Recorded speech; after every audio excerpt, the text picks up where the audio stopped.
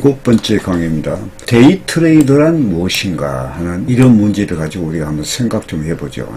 해외 선물 트레이더의 기초인 데이 트레이더는 아주 민감하고 세밀한 정확도를 가져야 하는 직업입니다. 여러분들이 해외 선물 트레이딩 하다 보면 우리 항생이나 나스닥 경우에 약간의 오차가 뭐 수십 틱 거의 뭐 100틱 이렇게 벌어지죠. 그래서 제가 해외 선물 트레이더로서 제가 강의한 내용이 있죠. 섬세하고 광범위하게 배워야 된다. 공부를 해야 된다. 훈련해야 된다.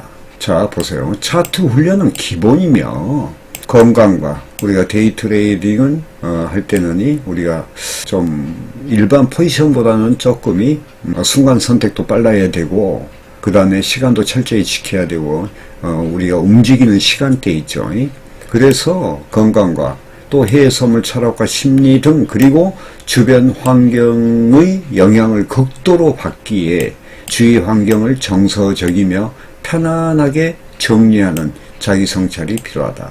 왜냐하면 이게요, 해외 선물은 극도로 심리가 작용하는 겁니다. 왜냐하면 우리가 자기 재산에 왔다 갔다 하죠.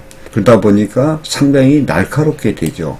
그래서 여기에서 우리가 그런 심리적 영향을 받는데 트레이딩 하면서도 받는데 주변까지 받게 되면은 그게 더 심화되겠죠. 그럼 어떻게 해야 돼? 우선 주변을 제압을 해야 돼. 환경을 정리해야 되고 단순하게 만들어야 되고 트레이딩에 초점을 맞춰서 모든 것을 생활화해야 된다는 이야기예요. 그래서 보면 우리 트레이더들이 트레이딩 하면서 받는 어떤 심리적인 거 이런 것 말고도 주변에 의해서 뭐 가정이 예를 들어서 뭐 와이프가 하지 말은 거를 하니까 자꾸 뭐 잔소리 한다든가 뭐 등등 이런 것이 가족적으로 불안이 있을 때는 그걸 해소부터 먼저 해야 됩니다. 이런 어떠한 주변 환경의 영향을 극도로 받기 때문에 주위 환경을 우선 불화가 있으면 그걸 해소하고 불필요한 것은 단절하고 또 건강 문제 그 다음에 이제 해외 선물 직업에 대한 철학 같은 거 그렇게 함으로 인해서 이게 이제 제가 표현한 자기 성찰이라는 이야기를 했죠. 이런 이야기는 하도 많이 해가지고 여러분이 귀 앞에 들었을 겁니다. 이러한 상기 내용을 통합적으로 제어하고 통제하고 통찰력을 길러 집중과 몰입으로 트레이딩 할 때는요, 집중과 몰입으로 트레이딩 하는 것인데 이것은 외롭고 고독함을 항상 가져야 하고 그 속에서 자신을 이겨내야 하고 생활하는 것입니다. 그게 힘든 거예요. 사람이요, 자기 자신을 이긴다는 것은 무척 어려운 일입니다. 그래 저는 이제 이렇게 세계적인 명트레이더의 명절을 보면서 이분들이 참 존경스럽다. 왜냐하면 이것을 모든 걸 극복했다는 거예요. 그러면 곧 자기 성찰을 어느 정도는 했다는 이야기 아니에요. 그래서 제가 상당히 존경하면서 신뢰합니다. 저는요, 해외 뭐 자서전 같은 거, 명저, 이런 것을 상당히 중점적으로 봅니다. 그러면서 나의 어떤 그 변화, 네 안의 개혁, 이런 것을 부단히 노력을 하죠. 자, 해외 선물 시장을 경험하면 할수록 상기 내용의 절대성을 느끼게 됩니다. 주위에 트레이딩에 방해되는 상황들을 이겨내야 하고, 보세요. 주위에 환경적으로 트레이딩에 방해되는 요소들을 상황들을 이겨 또 제거 및 이겨내야 되고 제거할 수 없으면 또 이겨내야 되겠죠. 아니면 제거해야 한다는 게 저의 지론입니다. 이 직업은 무한한 것이며 이에 상응하는 노력을 경주할 때 비로소 그 결과는 달콤한 것입니다. 비록 제가 이런 또 글을 쓴 적이 있죠. 트레이더로 성공하려면 온갖 쓴맛을 다 봐야 돼. 그래야지 성공할 수가 있다 하는 그런 글도 쓴 적이 있습니다. 자, 무조건 수익만 올린다고 능력이 있는 것은 아니다 그 말이에요. 그 수익이 계속 지속된다는 것은 일시에 수익을 올린다 해서 뭐 능력이 있다 그건 아닙니다. 그 수익이 계속 지속된다는 것은 상기 내용을 이해하지 못하고는 불가능한 일이다. 아예 내가 불가능하다고 이야기하잖아요. 우리가 데이 트레이더들이 일시적으로 수익을 좀 내면은 그때부터 자만이 또 들어와.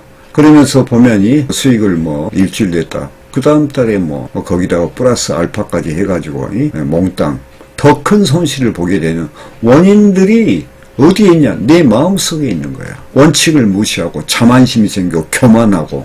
자, 많이 생각하고 숙고하시기 바랍니다. 제가 이제 요걸 데이 트레이딩을 하면서 요걸 좀 추가를 한번 해 봤는데요. 예. 자, 한번 볼까요? 데이 트레이딩 방식에 대한 장단점을 분류하는 내용인데, 이게 21년도 8월 7일 제가 방송했네요. 데이 트레이딩의 장단점. 자, 스캘핑. 일명 초단타로 하고 하죠. 매번 일정한 틱수, 예를 들면, 10틱에서 20틱, 많으면 4, 50틱이 되면 끊어치는 방식이며, 장점은 손절을 짧게 잡고 적은 수익을 수회 반복함으로써 손실을 최대한 방지하는 방식이나, 잘 들어보세요. 단점으로는 손절을 풀고 자칫 잘못 진입했을 때 한 번의 실수로 불타기 등 큰 손실로 이어질 수 있는 매매가 많아지므로 장시간이 매매했을 때 지치고 피곤하여 판단이 흐려질 수 있고 추세 시 추세 강도를 늦추는 경우가 많다. 소파동을 이용하여 소극적인 매매이며 초보자인 경우 많이 사용하나 단타의 경우 다기압, 즉 말하면 중수 이상 몇 번만 하는 게 유리한 측면도 있다.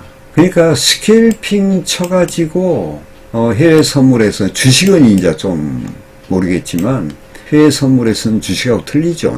여기에서는 상당한 어떠한 그 장점도 있지만은 갖고 할 때는 장점이 있죠.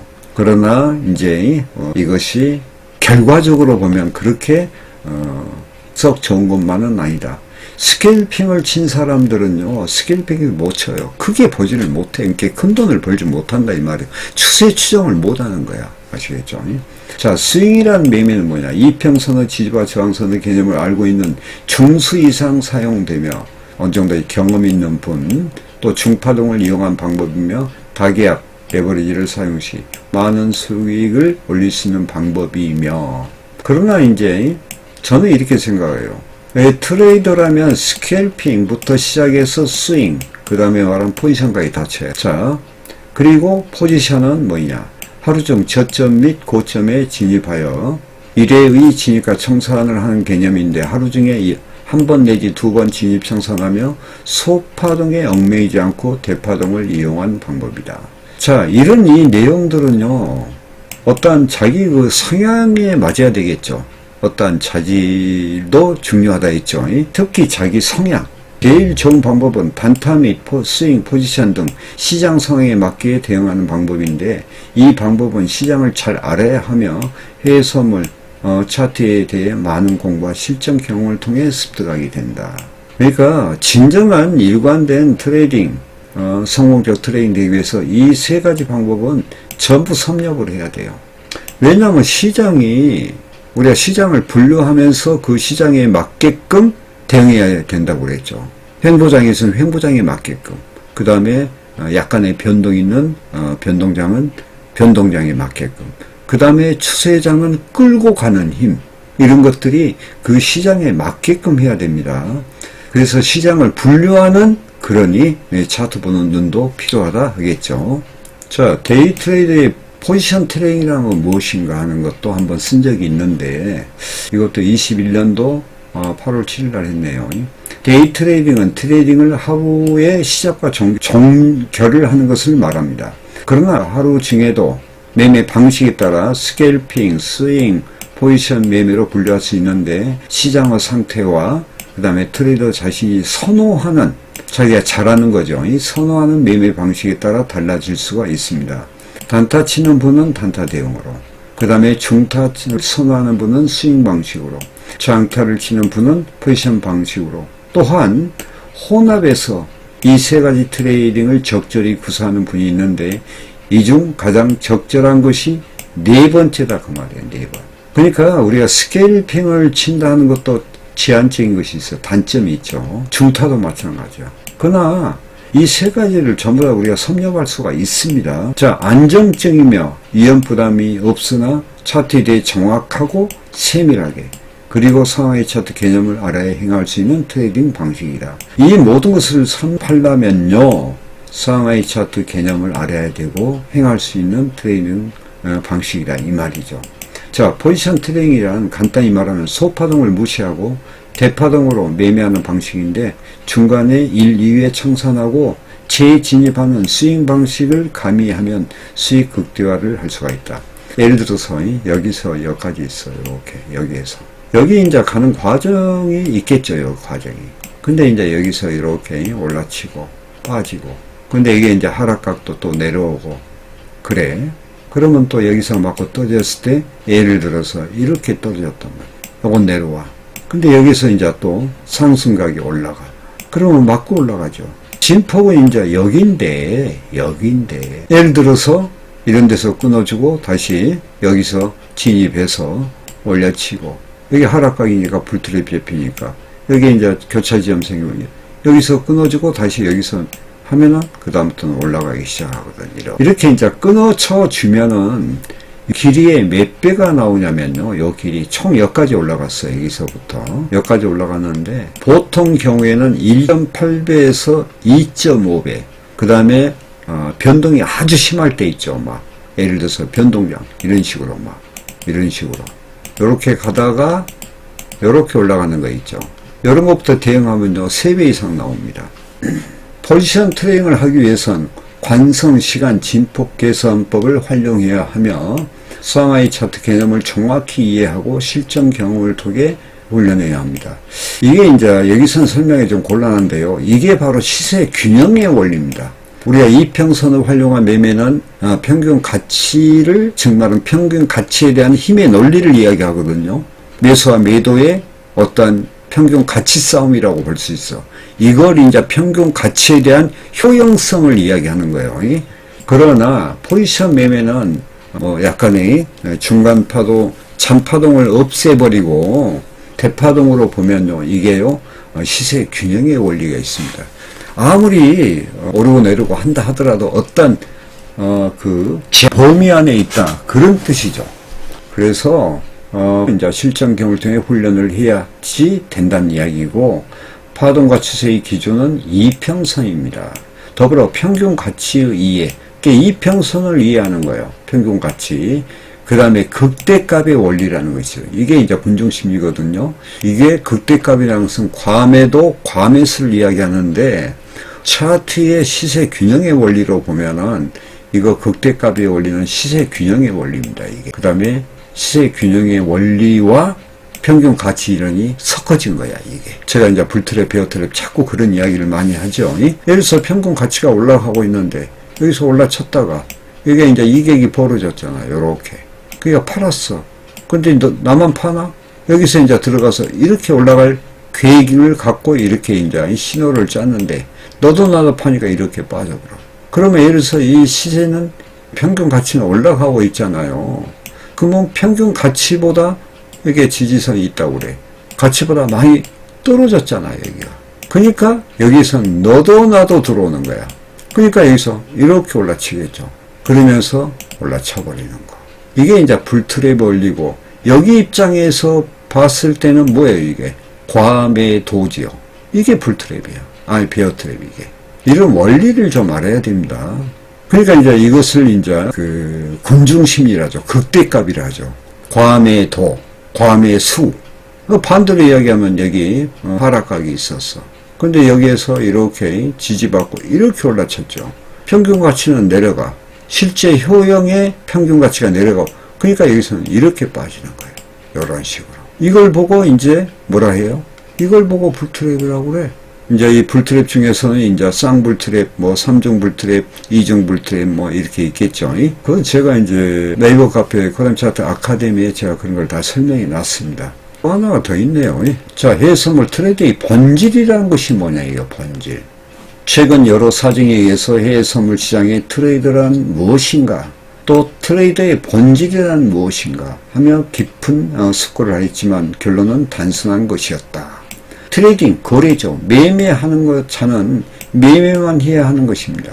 그동안 트레이더로서 11년 동안 차트 훈련과 해외선물 시장의 철학과 심리 등 트레이딩에 필요한 것이 있다면 열심히 배우고 훈련하여 실전에 적용하며 직업에 대한 자부심과 열정과 노력으로 최선을 다해왔다고 자부했지만 몇 가지 부족한 점이 나타나는 현상을 보면 자책을 하지 않을 수가 없었다.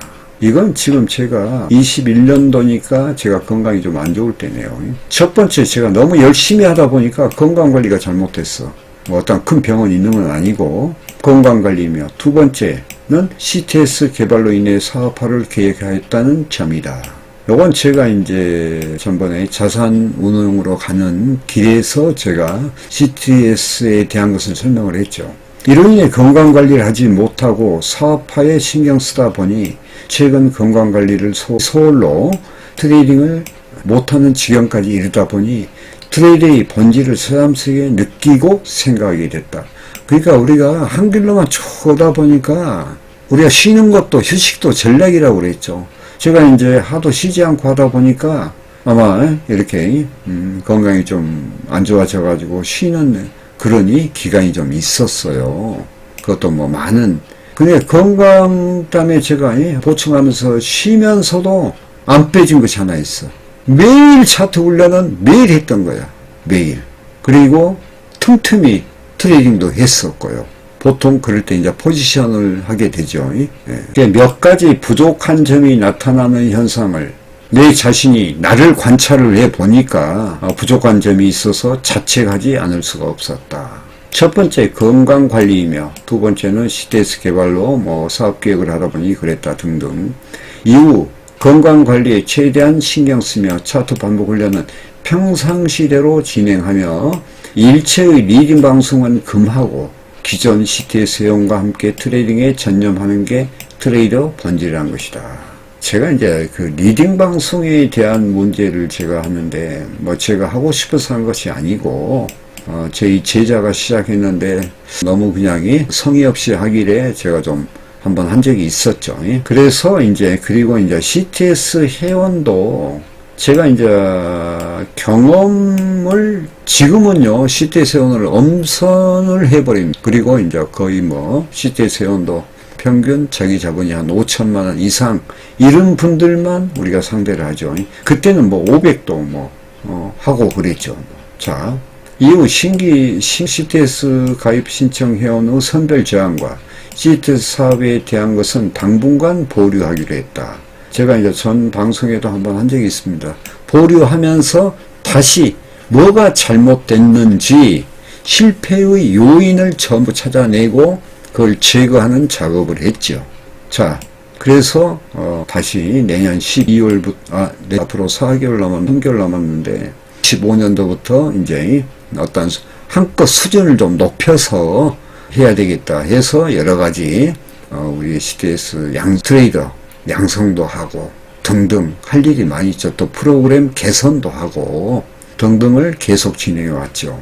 트레이더의 건강관리는 무엇보다도 중요한 것인 바 이후 건강을 해치는 행위는 하지 않을 것입니다. 충분한 수면과 식사, 그 다음에 운동관리가 뒷받침될 때 트레이더의 질은 높아지며 수익은 극대화를 가져올 수 있는 것입니다. 그래서 제가 2년 반, 지금 2년 반이 넘었는데 계속 맨발 걷기를 했어요. 처음에는 맨발 걷기의 중요성을 알고 나서 책을 한 4권 봤죠. 이건 이제 논문에도 이게 증명된 거야. 그래서 제가 이제 시작했는데 처음에 이제 동네를 걷기 시작하는데 발이 아프지요. 근데 꾸준히 했어.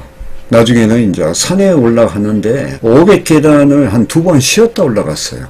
그런데 몸이 틀려지기 시작해. 그래가지고 제가 맨발 걷기를 계속 아침 저녁 토요일은 이제 산행으로 가고 그게 쌓이다 보니까 작년인가 작년입니다. 작년 여름에는 약 6시간 왕복 한 17km 8km요. 맨발로 산의 정상까지 올라가는 그런 것을 만들어냈죠. 그래서 왜냐면은 우리가 트레이딩을 하기 위해서는 상당히 건강이 우선이 돼야 되겠죠. 그래서 바른 건강이 좋았을 때 판단력이 명철해지죠. 그러면 어떻게 돼요? 순간적인 선택력도 아무래도 확률이 높아지겠죠. 차트 보는 눈. 그러면서 계속 반복 훈련은 그래서 우리 트레이더는요, 제가 눅눅하게 이야기하지만 그 올바른 차트로 반복 훈련하는 거. 자, 오늘 강의는요, 트레이더의 본질, 그 다음에 또 하다 보니까요, 그 다음에 뭐가 있나요? 포지션 트레이딩, 그 다음에 이제 데이 트레이딩의 세 가지 방법도 이야기를 했고, 그 다음에 이제 제일 중요한 것은 데이 트레이더란 무엇이냐는 거예요. 이런 거에 대해서 우리가 한번 생각해 봤습니다. 시청해주셔서 감사하며 다음 강의로 넘어가겠습니다. 감사합니다.